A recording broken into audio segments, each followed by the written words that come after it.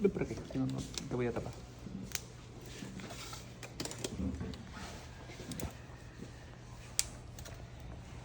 La vez pasada ya habíamos conversado nosotros sobre todo lo que era la estructura renal, ¿cierto? Configuración externa, configuración interna. En la configuración externa habíamos hablado un poco de su ubicación. Está ubicado en el retroperitoneo, ¿no? Y cuando habíamos hablado del retroperitoneo, habíamos hablado que el retroperitoneo se divide en segmentos, ¿no? Que son segmento pararrenal anterior, perirrenal, pararrenal posterior. Mientras si lo dividíamos en zonas, teníamos zona 1, que es la zona centromedial o vascular, las zonas 2 laterales y la zona 3, que es la zona pélvica, ¿cierto? Además, habíamos hablado de que el riñón en su estructura interna estaba compuesto por una corteza, una médula, sus pirámides de Malpighi, columnas de Bertini, ¿cierto? Y la distribución arterial que iba a discurrir por aquí. Ven por aquí. Coge un alfiler. Señala la corteza renal. ¿En esta? Sí, colócalo. Okay. Colócalo. Corteza renal, ¿no? Corteza renal. Colócalo por ahí al otro. Corteza renal. Corteza renal. Corteza renal.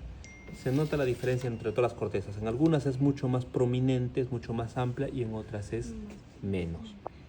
¿Ya? Entonces tengan en cuenta eso. 2. Hay un cambio de coloración notoria por la cantidad de vasos circulantes entre la corteza y la médula. En la zona medular, ¿qué estructuras encontramos? Encontramos las pirámides de Malpighi. Colócale en una filera la pirámide de Malpighi ahí, por favor.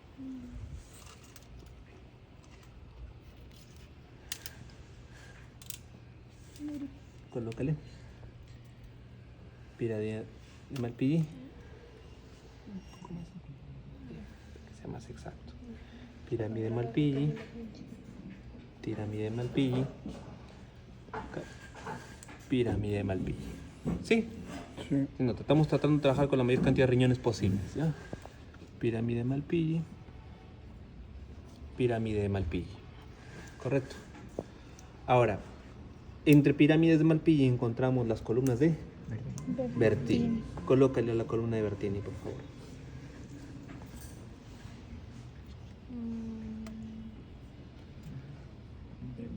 Entre. Columna de Bertini, correcto. Columna de Bertini.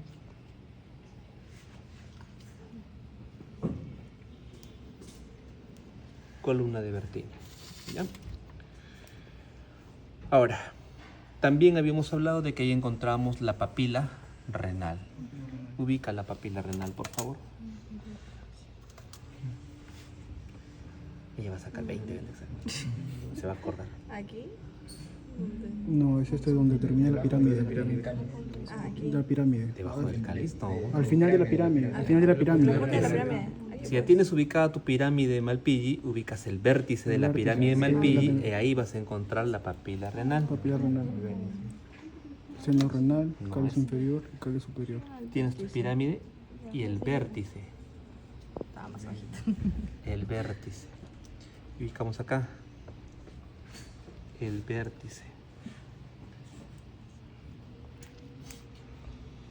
De acá buscamos una buena pirámide de Malpighi.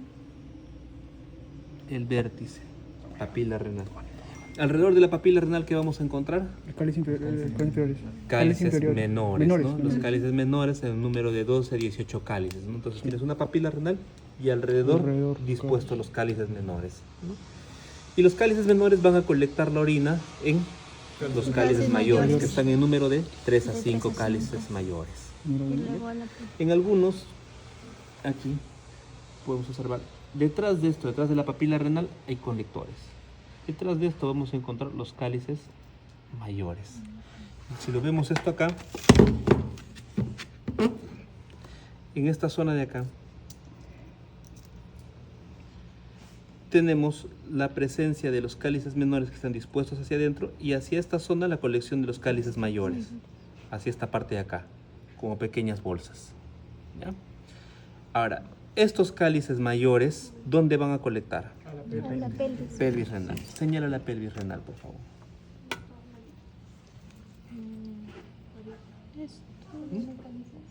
No veo esto. Pasen por acá, pasen por acá. Vendría a ser todo en... No sé yo la parte Ubica la última. pelvis renal. ¿Cuál es, doctor? No lo veo, pero... Vendría a ser todo lo que está... Es porque ese está cortado. Sí. Esto es la pelvis renal. Préstame todo. Vamos a buscar. Esto es la pelvis renal. Sí, hasta aquí escucho. Solo ella quiere airecito.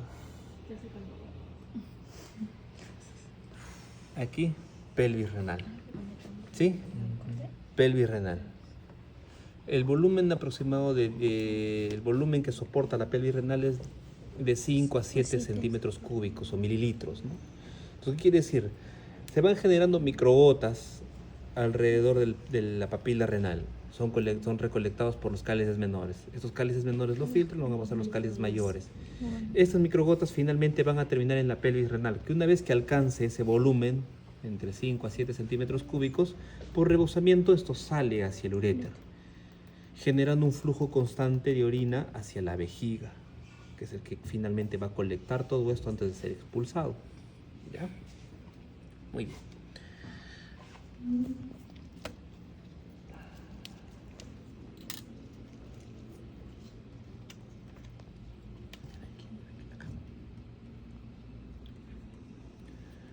Cógelo esto, por favor. Con tu otra manita estira esto. Ahí lo que está traccionando su compañera es el uréter. Ese es el uréter.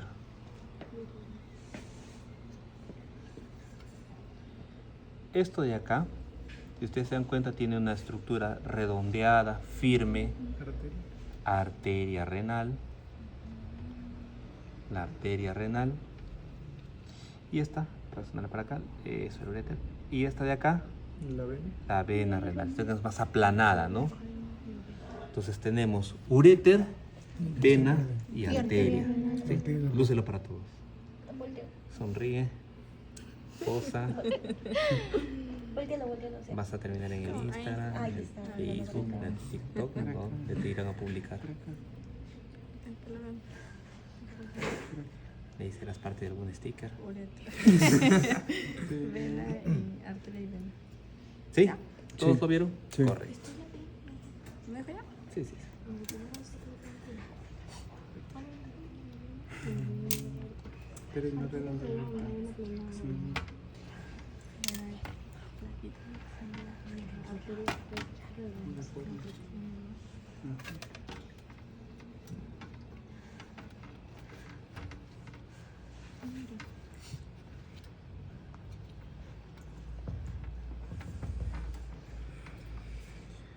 Ya. Entonces, una vez que la orina se colecciona, perdón, antes de pasar a eso, para no desaprovechar esto. Cuando ingresa la arteria renal, que ahí la han identificado, la arteria renal se va a dividir en ¿cuántas ramas? 2. 3.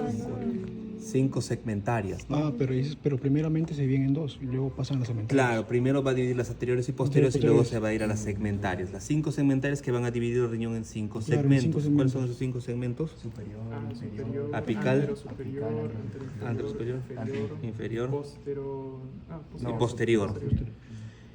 Ahora, estas ramas van a generar las interlobulares que van a discurrir por lo que vienen a ser las columnas de Bertini, ¿cierto? Sí. Y luego estas van a rodear las pirámides de Malpighi y van a generar las arcuatas, arqueadas o arciformes también le llaman, ¿no? Entonces, esa es la distribución arterial. Entonces, ¿qué más habíamos visto en tema renal antes de pasar a las vías urinarias? Habíamos visto el drenaje venoso, ¿no? Las venas renales, tanto la vena renal derecha e izquierda que drenan en la vena cava, y además que la vena renal izquierda tenía una particularidad, ¿no? Pasa por debajo de la arteria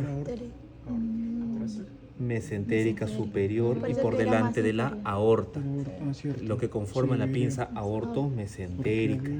¿Se recuerdan? Es la particularidad que tiene la vena renal izquierda. Por eso era más inferior que la derecha. Estaba más abajo que la derecha. Ajá. Entonces, no se olviden de eso. Entonces, también habíamos hablado acerca del drenaje linfático. Y habíamos dicho, para el drenaje linfático,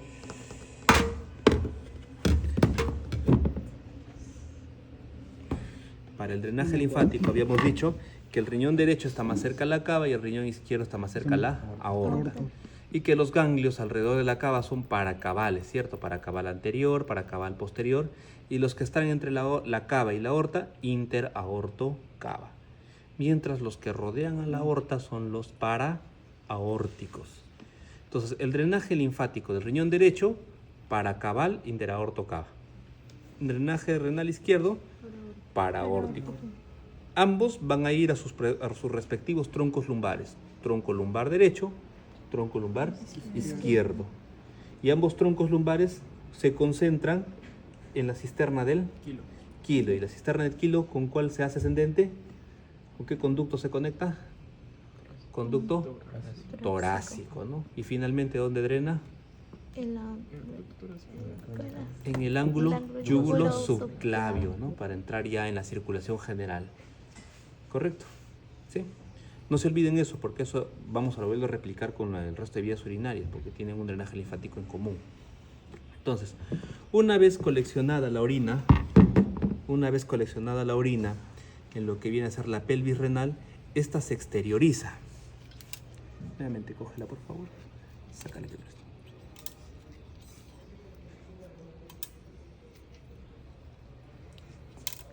Cógelo acá y tracciona el uréter.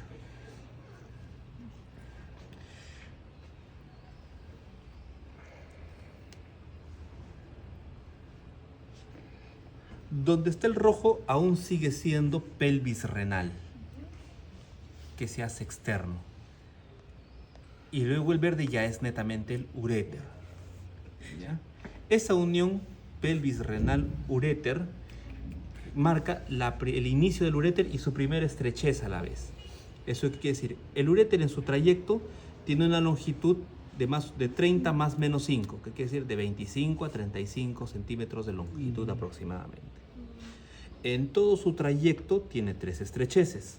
La primera estrechez, unión pelvis renal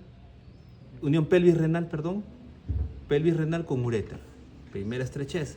Segunda estrechez, cuando el uréter pasa por encima de la ilíaca externa. Tercera estrechez, cuando el uréter penetra en la pared de la vejiga. ¿Por qué son importantes las estrecheces? Porque cuando se generan los cálculos renales, de acuerdo al tamaño, estos se van a enclavar en cada estrechez y es donde el paciente va a sentir el mayor pico de dolor. El dolor más intenso va a ser cada vez que el cálculo se atrape en una de las estrecheces, ahí va a quedar. ¿Por qué? En la primera estrechez, el diámetro del uréter se reduce hasta 2 milímetros. Luego de eso, se dilata hasta 10. Luego viene la segunda estrechez, de 3 a 4 milímetros. Luego se dilata hasta 6. Y luego se vuelve a reducir en la tercera estrechez, más o menos entre 3 a 4 milímetros. Entonces se dan cuenta, son 3 puntos donde se puede enclavar tranquilamente un cálculo. Y ahí es donde el paciente siente más dolor. ¿Ya? Además, el uréter se va a dividir en segmentos. Un segmento abdominal, un segmento pélvico y un segmento intramural. El segmento abdominal o lumbar es el segmento que va desde el inicio, desde la unión pelvis-uréter, hasta que cruza el límite de la ilíaca externa. Luego, el uréter pélvico es el que va desde la segunda a la tercera estrechez. Y el uréter o la porción de uréter que va a transitar en la pared de la vejiga es el uréter intramural. Hay un uréter que pasa por la... O sea, no los dos pasan por la ilíaca externa, sino hay uno que pasa por la ilíaca común, ¿cierto? Claro, ahí es la diferencia entre el derecho y el izquierdo. El izquierdo. El derecho pasa por la común y el izquierdo pasa por la ilíaca externa. Entonces, esa relación con las ilíacas es la que le va a terminar marcando la segunda estrechez. ¿Ya? Ahora, cuando hablamos de la irrigación, como es un trayecto largo, va a generar ramas ureterales en todo el trayecto. Estas ramas ureterales, ¿de dónde provienen? Provienen en el segmento abdominal o lumbar, provienen de la renal, provienen de la aorta, ¿no? Provienen de las gonadales, mientras que en el segmento pélvico provienen de la rectal media, de la rectal superior, provienen de la vaginal, provienen de la uterina en el caso de las mujeres. Entonces, el cuerpo ha sido sabio de que en todo el trayecto le ha provisto de ramas ureterales que provienen de otras ramas medianas. ¿Sí? Lo mismo pasa con la inervación. Tiene una inervación por plexo renal, por plexo gonadal y por plexo hipogástrico superior. ¿Ya? Y en el drenaje linfático va a ser el mismo que el riñón, con la diferencia de que se le va a sumar. Como esto está pasando cerca de los vasos ilíacos, se le suman los ganglios ilíacos comunes, ilíaco externo, ilíaco interno. Entonces, si en el examen les pido, dibuje o esquematice el drenaje linfático del uréter derecho, colocarán ganglios ilíaco común, ilíaco externo, ilíaco interno del lado derecho, más paracabales anterior-posterior, más interaortocava, estos drenando al tronco lumbar derecho, estos drenando a la cisterna del quilo y esto en el conducto torácico. ¿No? ¿Se entiende el camino, verdad? Correcto.